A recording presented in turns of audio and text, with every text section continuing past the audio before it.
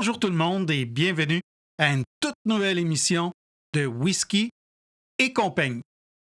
Aujourd'hui, notre bataille royale 7 mettra en vedette 3 whiskies de la grande distillerie Midleton, située dans le comté de Cork, en Irlande. Dans cette nouvelle édition du Royal Rumble du whisky, nos illustres combattants seront le Redbreast 12 ans, le Redbreast 15 ans et le Redbreast 12 ans Cask Strength. Parmi les whiskies les plus primés du pays de la Saint-Patrick et du Leprechaun, nous découvrirons ensemble ces 3 beaux spiritueux élaborés à partir d'orge maltées et non maltées. Une fois l'analyse des whiskies complétée, nous allons nous amuser et nous prêter au jeu des comparaisons et essayer de déterminer lequel de ces whiskies irlandais est notre grand champion. Bon, as-tu tes billets là, pour le début du combat? Tout le temps. On y va!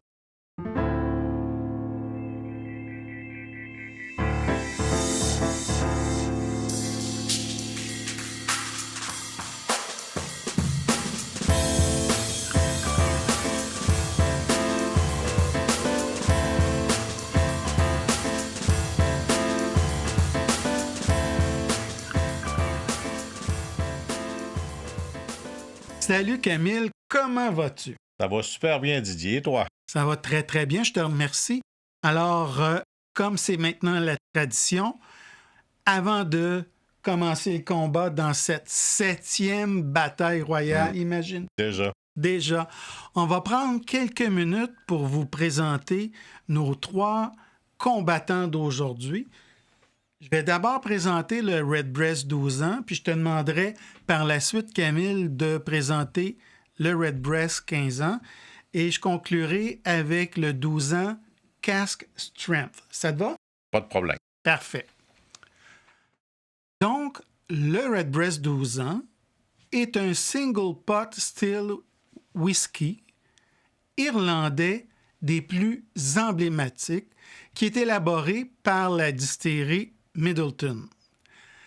Sa production commence par un mélange d'orge maltée et non maltée qui est distillé 3 fois dans des alambics en cuivre traditionnels.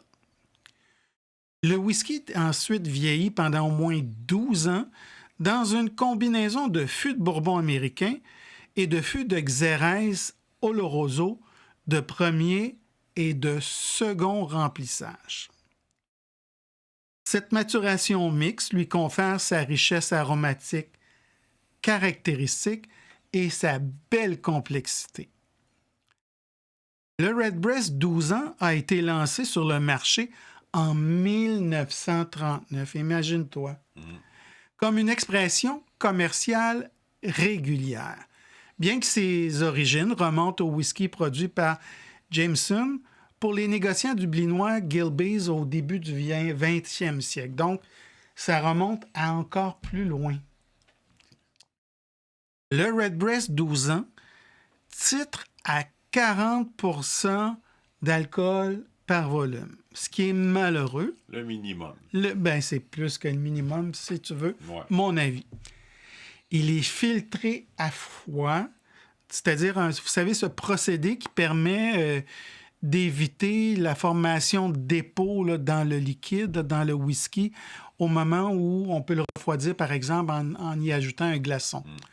Concernant la coloration, une petite quantité de caramel E150A est ajoutée afin d'uniformiser la teinte là, d'une production à l'autre. Mais ça reste tout de même discret selon la distillerie. C'est une goutte de trop. Oui, exactement. Bien dit. Son prix à la Société des alcools est de 97,50 $. Pas vite, là. Faut être à l'affût de son apparition parce qu'il part très vite. Oui, puis je pense qu'il n'y a pas beaucoup de lots qui arrivent par année là, du Redbreast 12 ans. Alors maintenant, un petit mot sur le 15 ans, mon cher ami. Le Redbreast 15 ans est un single pot still whisky irlandais raffiné et produit à la distillerie Midleton.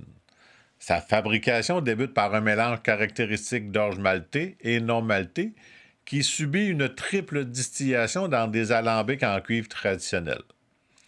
Le whisky est ensuite vieilli pendant un minimum de 15 ans dans une sélection de fûts de chêne comprenant à la fois des ex-fûts de Bourbon et des fûts de Xérès Oloroso espagnol. Ce vieillissement prolongé lui confère une complexité et une profondeur supplémentaires par rapport à son homologue de 12 ans. Le Redbreast 15 ans a été introduit sur le marché en 2005 comme extension de la gamme permanente, après avoir été initialement lancé comme édition limitée, mais qui a rencontré aussi un succès considérable. Le whisky irlandais est mis en bouteille à 46 % d'alcool par volume, un titrage légèrement supérieur à la version du 12 ans. Un gros 6 quand même. Il atteint au moins un minimum. Le Redbreast 15 ans n'est pas soumis à la filtration à froid, ce qui lui permet de conserver tous ses composés aromatiques et ses huiles essentielles, contribuant ainsi à sa texture veloutée et à sa richesse en bouche. Fidèle en l'engagement de qualité de la marque, il ne contient aucun colorant artificiel. Sa teinte cuivrée provenant exclusivement de son long séjour dans des fûts de chêne. Là, il coche bien à date. Son prix à la Société des alcools du Québec est de 162,75 $. C'est beaucoup plus cher que le 12 ans, mais c'est une petite coche de... Mais quand même, un gros 60 $ de différence. Hein? Oui, mais il n'est pas filtré à froid, il n'y a aucun colorant, puis il est à 46 %. Oui, mais on verra la différence là, lors de la dégustation à venir. Maintenant, le Redbreast 12 ans, Cask Strength. Ce whisky, c'est la version brute de fût du célèbre single malt, le Redbreast 12 ans. Il est élaboré selon le même procédé que ses homologues standards, c'est-à-dire un mélange d'orge maltais et non maltais, qui subit aussi une triple distillation dans des alambics en cuivre.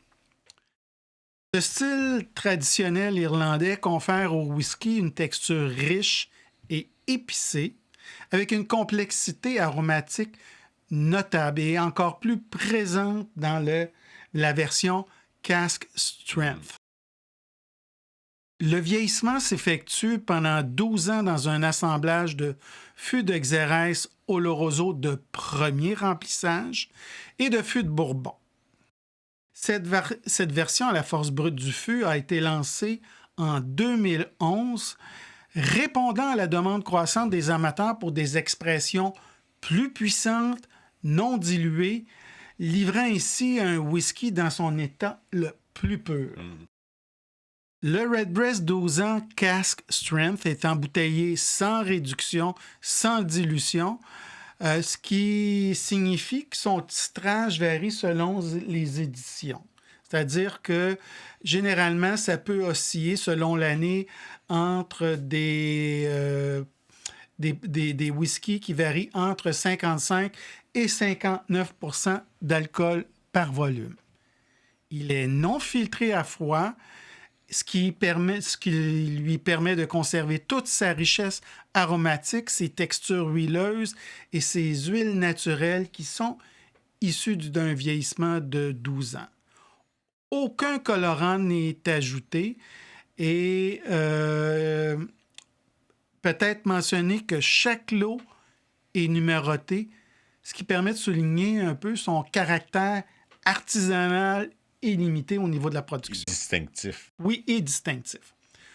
Son prix à la Société des alcools du Québec est de 161,75 $. Donc, en termes de prix, les deux, le 15 ans et le Cask Strength, se comparent. La dégustation nous le dira au niveau de la différence entre un Cask Strength et un 15 ans.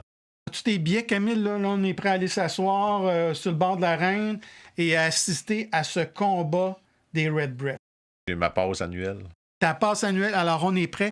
Donc, on vous revient dans quelques secondes pour débuter cette Bataille Royale 7 et de partager avec vous cette dégustation de ces 3 beaux exemples de whisky irlandais.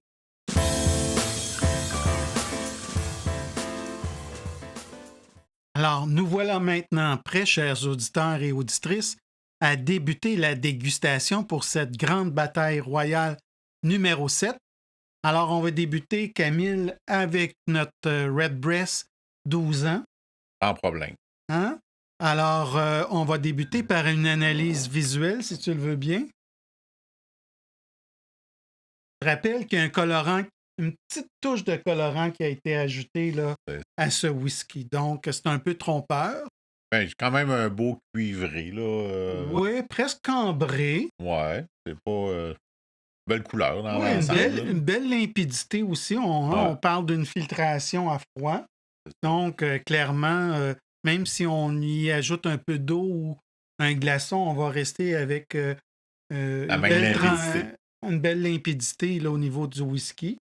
En tout cas, au niveau des larmes sur le verre, là, c'est pas ça qui manque, même si c'est juste un 40%. Oui, puis peut-être, tu as raison. Moi, je pense qu'il y a de belles larmes.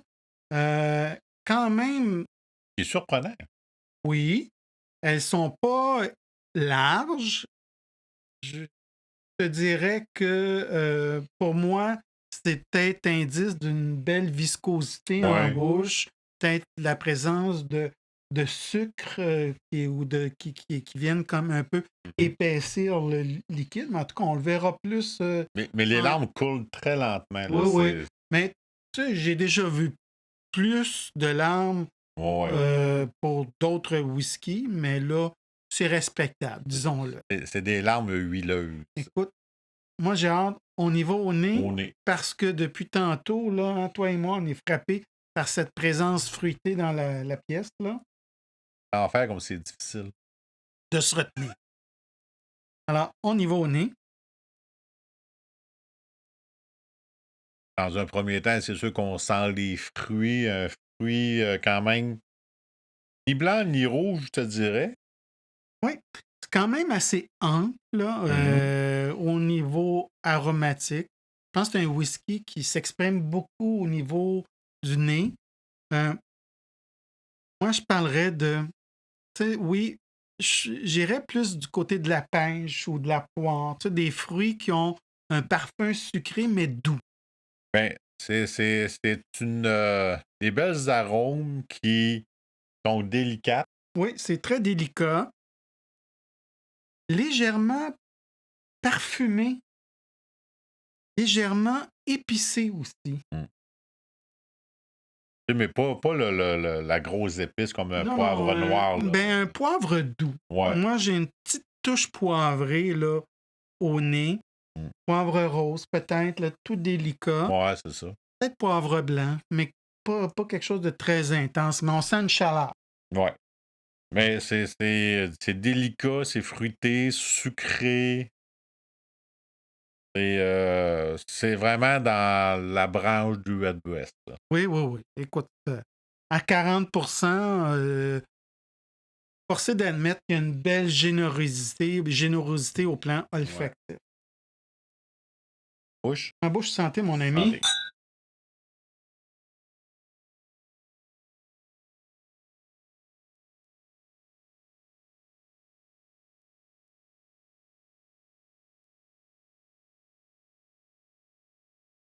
Ça goûte le fruit. Au départ, mais rapidement en bouche, l'épice, le côté épicé prend le dessus pour moi. Ça picote légèrement un petit peu. Oui. Tu as une présence fruitée dès le départ, puis rapidement, la présence d'épices, de chaleur apparaissent en bouche. Peut-être un élément un peu plus poivré. On retrouve le petit côté là, abricot, pêche que tu parlais. Le côté sucré revient beaucoup. Là. Quand on touche les lèvres, là, c'est comme manger un fruit sucré là, qui me reste. Là. Très, très, très, quand même très bon, là. Ouais. Mais pour moi, le rapport fruits-épices est à l'avantage d'éléments épicés. Ouais. C'est un peu mon avis, là.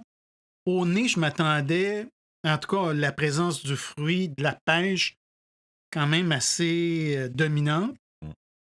Mais en bouche, c'est plutôt le contraire. Je trouve que l'élément chaleur, épice, prend le dessus sur l'élément fruité. Ça reste un whisky gourmand. Le côté épicé, qui, là, va prendre plus de place. Oui, oui, puis qui est un peu dominant. Ouais. Qui amène en finale un certain, je sais pas toi, mais pour moi, il y a comme un assèchement. Ouais. Euh, peut-être une légère astringence. Peut-être c'est des épices boisées, la présence du chêne qui me reste en pré-finale, mais des tanins qui restent fins, pas trop abrasifs. Non, ça reste quand même un bon whisky dans l'ensemble, mais finale quand même assez longue, je dirais, à cause de l'astringence qui nous reste.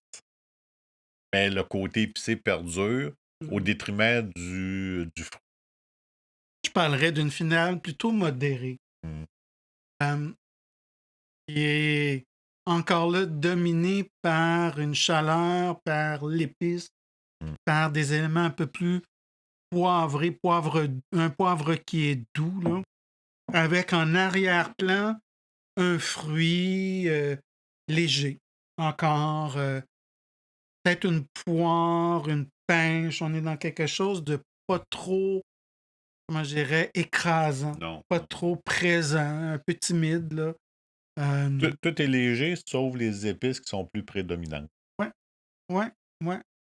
Moi, personnellement, il manque un petit quelque chose, là, tu sais. Ça manque de corps un peu. Oui, ça se boit très, très bien. Ouais. Je trouve que c'est un whisky. Là, on va tomber un peu dans les clichés des whiskies irlandais provenant d'une triple distillation, mais il y a comme une facilité, une légèreté en bouche, vraiment fruité. C'est des whiskies qui se boivent très, très bien. Et qui ont été un peu dénudés.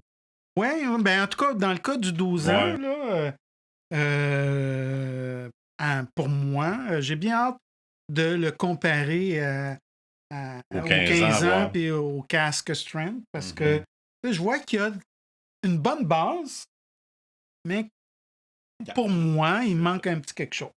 Il manque quelque chose. Ouais, il manque un peu d'intensité, mais c'est correct là, parce qu'il y a des gens, les gens qui recherchent pas nécessairement des whiskies puissants, déstabilisants, qui recherchent plutôt une douceur. Je pense qu'ils vont être bien servis par le Redbreast 12 ans. Ouais. Alors, on prend une petite pause et on y va après avec la dégustation du Redbreast 15 ans.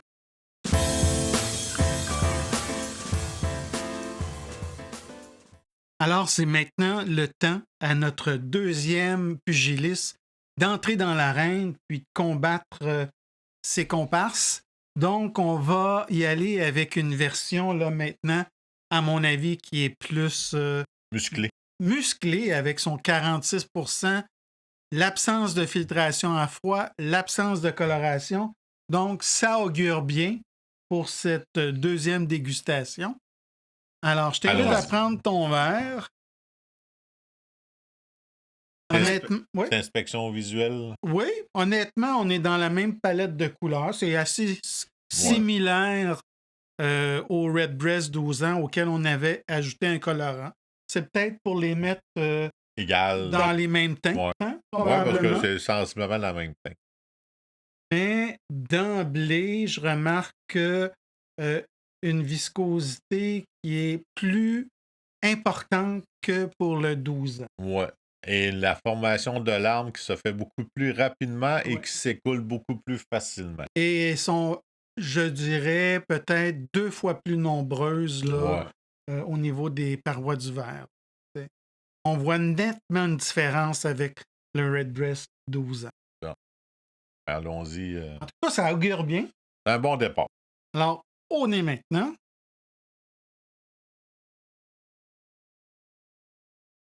Je pense que déjà là aussi, on a quelque chose, à mon avis, qui est un peu plus, moi je dirais, présent, un peu plus généreux, Ouais. un peu plus compact aussi. Complexe, je dirais. Oui, c'est ça. J'ai l'impression qu'on va, comparativement aux 12 ans, avoir besoin d'un petit peu plus de temps pour passer à travers l'analyse olfactive parce que je sens Mm. qu'on a beaucoup de choses à trouver là au nez. Moi, dans un premier temps, là, ce qui m'a arrivé au nez, c'est le petit côté citronné. Un petit côté lime, là, dans un premier temps. Ouais, la présence d'épices, elle est là, mais beaucoup moins agressive là, que dans le 12 ans. On est vraiment dans une douceur euh, particulière au niveau des épices. Mm. L'attaque est un peu moins forte, là. On est dans la cannelle, dans les clous de girofle, on est dans des attributs qui sont fortement reliés au vieillissement en fût de xérès, là. Mais comment je dirais, moins pointu, moins dérangeant, moins agressant, plus doux. Un peu comme le Redbreast 12 ans, moi, je suis beaucoup plus dans la pêche, voire dans l'abricot. Tu sais, Ouais. un beau fruit jaune, orange, dans la douceur fruitée. Ouais, c'est ça. C'est un bel équilibre, là, vraiment, au niveau des différentes odeurs qu'on va sentir avec la vanille, les épices, le petit côté abricot que tu parles. Une belle complexité, mais aussi un bel équilibre, là. Oui, il y a une fraîcheur vanillée. Je suis d'accord avec Ouais. toi. Encore là, une couche de plus. Une couche de plus amenée par le vieillissement des fûts de Bourbon qui se fait un peu plus sentir. Pardonne l'expression, là, Ouais, c'est un 3 ans de plus. Hein. On a le temps de vieillir un peu. mais j'aime ce côté plus capiteux, plus velouté, plus réconfortant Ouais. au nez. Il tapisse bien le nez. Ouais, J'ai hâte de ouais. voir en bouche là, s'il va autant tapisser nos joues et notre langue. Ben, allons-y immédiatement. Santé, mon cher. Santé.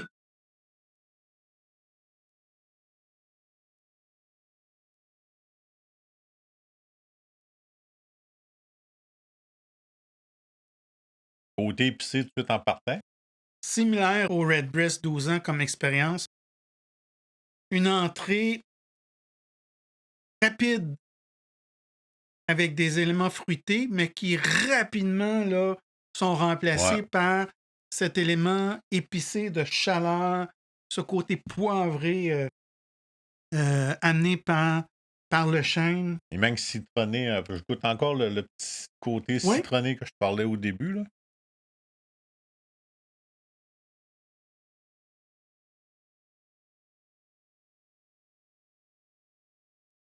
Comme beaucoup plus complexe que le 12 ans. je le trouve plus enveloppant, Mm. plus riche, plus huileux en bouche. L'avant-finale laisse présager une finale beaucoup plus longue là, parce que je sens le fruit qui enveloppe l'intérieur Mm. de ma bouche qui s'installe à la surface de la langue. Là. Beaucoup plus huileux. Oui, oui, oui, plus enveloppant, Mhm. plus consistant, plus charnu. C'est quand même complexe en bouche.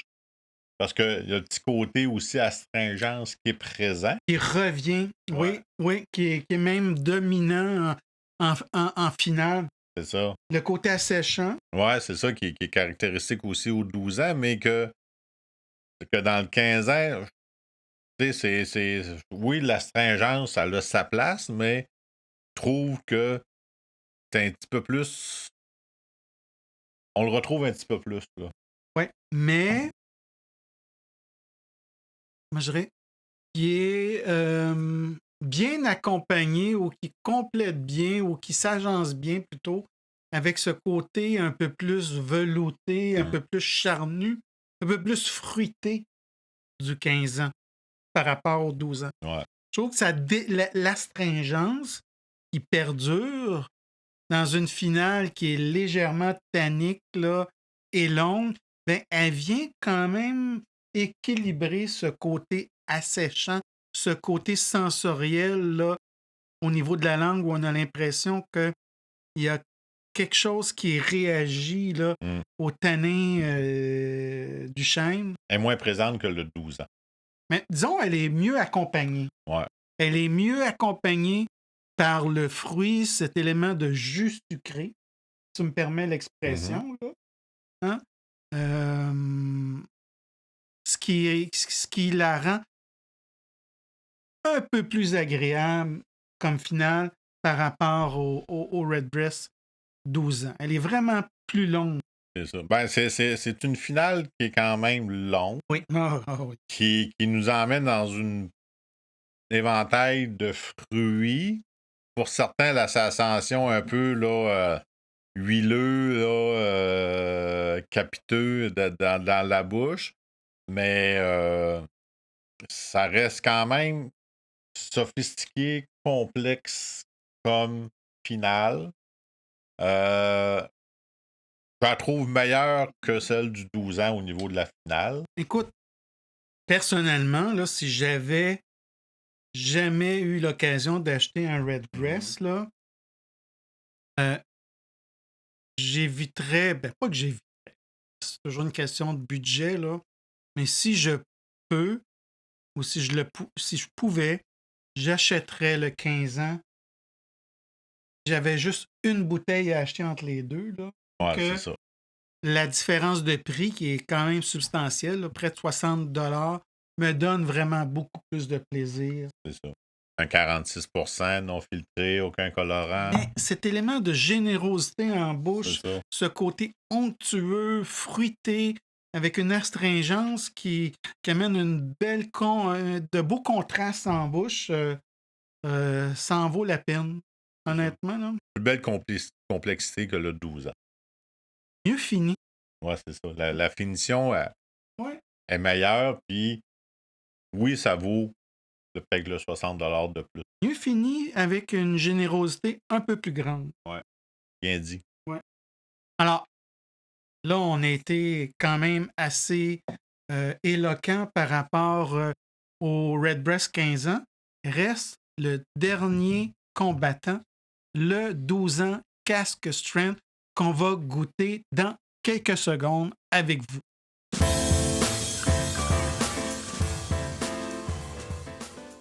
Alors, chers auditeurs et auditrices, concluons cette 7e bataille royale avec la dégustation du Redbreast 12 ans Cask Strength. Alors, je t'invite à prendre ton verre, Camille. On débute par une analyse visuelle qui nous montre, encore une fois, une couleur similaire aux deux autres whiskies qu'on a goûté lors de la dégustation d'aujourd'hui. Il n'y a pas une grosse différence. Non, je pense que tous les trois ont exactement la même couleur. Un beau ambre presque cuivré. Au niveau de la viscosité, oui, c'est beaucoup visqueux, mais les larmes tardent à apparaître. La différence, je te dirais, avec le 12 ans, elles sont légèrement plus nombreuses, mais clairement plus lentes au niveau des parois du verre. Donc, on est dans un liquide là, avec une belle consistance, principalement reliée au fort taux d'alcool là, dans cette bouteille. Ils sont très serrés l'une sur l'autre. Oui. Mais ils descendent pas vite. Ils restent collés à la paroi.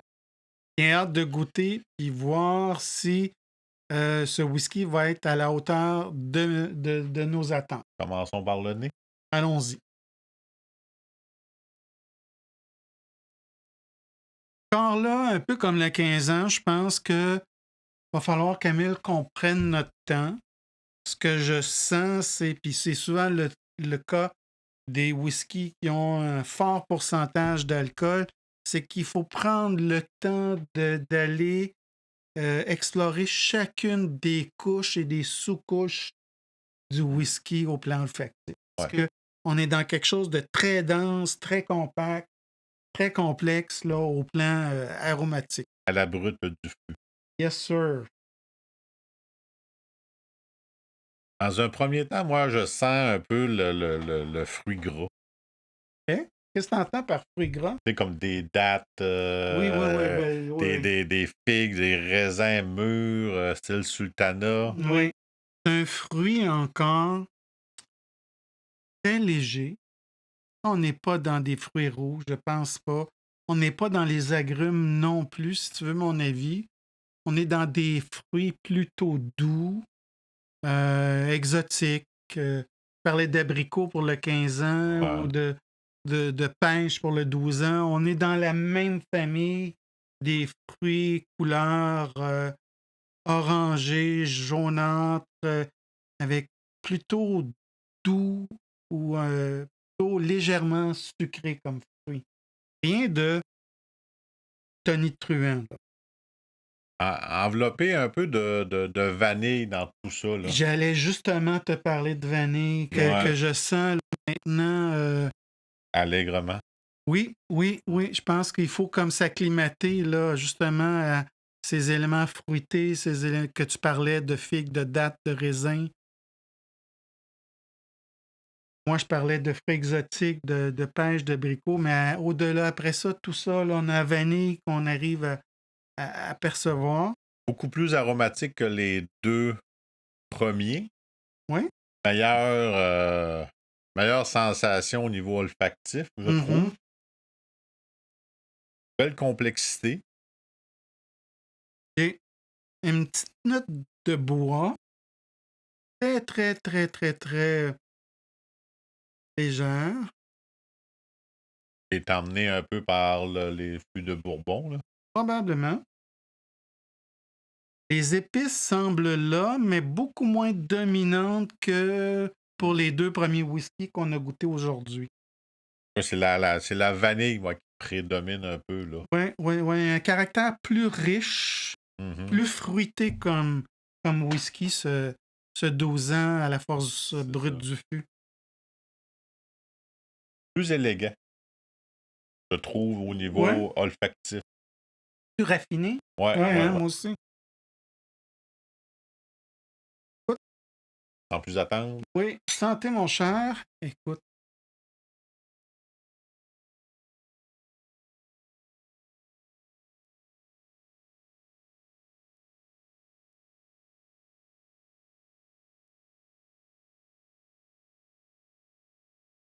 C'est huileux. Là, c'est une explosion en bouche. De fruits. Exactement. Je trouve que autant que pour le 12, en fait, ce que je vois, c'est que en termes d'épices, là, on est dans une présence qui est descendante. C'est-à-dire que plus qu'on pense du Redbreast 12 ans au Redbreast 15 ans, au Cask Strength, je trouve que l'élément fruité devient plus prédominant par rapport aux épices, alors que c'était le contraire à l'autre bout du continuum. C'est ça. Le fruit est vraiment dominant. Tu parlais de raisins secs, de figues, de dattes. On le goûte. On le goûte vraiment plus que dans les deux autres whiskies. C'est ça. La vanille est aussi présente, mais ça emmène une douceur en bouche. Ouais, je le goûte là, sur les lèvres, là, le petit côté vanille là, qui vient adoucir un peu le tout. Là. Comme une belle petite couche de crème vanillée là, par-dessus tout ça. Là. Belle tarte aux fruits, si tu veux, hein? Avec une crème pâtissière. Arrête, là. En avant-finale, j'ai cet élément d'astringence qui qui revient dans cette série des Redbreast, mais beaucoup plus fin comme tanin encore. Moins présent.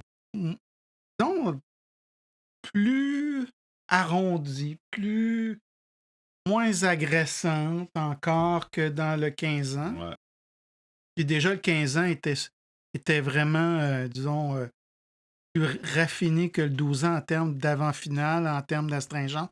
Là, on est encore un peu plus loin là-dedans, c'est-à-dire qu'on la goûte, cette astringence, on la sent au niveau de la langue, au niveau des parois du joug, mais elle fait encore là équipe avec l'élément fruité. Une belle présence. Ça ajoute une couche supplémentaire, une dimension Ouais. supplémentaire. Mais Puis- c'est un beau bouquet de fruits, de vanille, avec une petite touche d'épices. Épices boisées en finale. Ouais.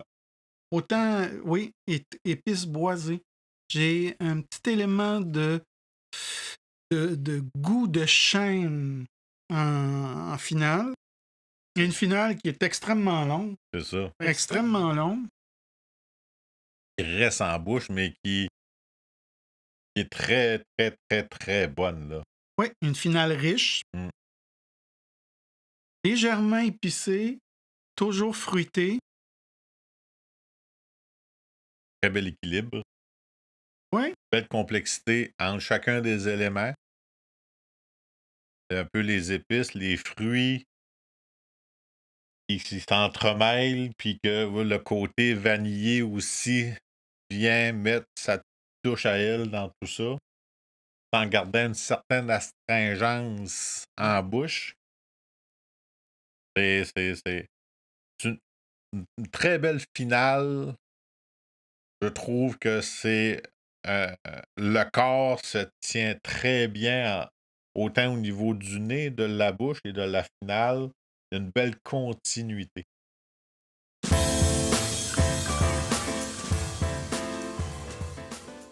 Camille, je te demanderais à ce stade-ci du combat d'être le juge et de déterminer peut-être le whisky que tu as préféré, en premier lieu, puis après ça, nous dire ton deuxième favori du lot, puis peut-être le dernier ou celui que tu as peut-être le moins aimé. Peut-être que tu l'as apprécié aussi, mais juste essayer de me donner un classement à moi, puis à nos auditeurs et auditrices. Ben, mon classement, c'est sûr, va vers le Cask Strength. Au niveau de sa complexité, au niveau de sa douceur et tout ça, un peu pour pas se répéter. Dans un deuxième temps, le 15 ans. Et bon dernier, malheureusement, le 12 ans. Alors, pour un peu tout ce qu'on s'est dit, pour pas se répéter, j'irais avec ce classement-là parce que pour la différence de prix dans les trois, j'irais vers lui. En fait, il n'y a pas de différence de prix entre ces deux-là. Là. On est dans le même... $1 ou $2 de différence. Mais pour moi, de loin, ben pas de loin. Je dirais, moi aussi, je suis d'accord que le Redbreast 12 ans, à la force brute du fût, est le grand gagnant de cette bataille royale 7. Pour moi, c'est un whisky complet, complexe, aromatique, agréable, généreux en bouche, avec une finale que je goûte encore, là, après quelques minutes bouche. Pour le prix, ben, le 15 ans, c'est ça. C'est difficile d'être déçu. C'est un très bon whisky, mais à prix égal, le Cask Strength est supérieur aux 15 ans. Mais tous les deux déclassent, à mon avis, royalement le Redbreast 12 ans. Qui fait figure qui fait figure de bons perdants là, dans cette bataille, malgré le prix là, qui est plus intéressant. Mais t'en as plus pour ton argent avec ces deux-là. Là. Ouais, mais t'en as plus pour ton argent, je suis d'accord. Puis, je dis en termes de qualité de Ouais. spiritueux, pour moi, là, on est vraiment à des années-lumière là, du 12 ans. Et respectable. Ouais. Mais qui répond pas, le 12 ans ne répond pas aux critères de base d'un bon whisky. En partant. C'est ça. En partant, mais je trouve que même lors de la dégustation, il est loin de me donner autant de plaisir que le 15 ans ou que le Cask Strength 12 ans.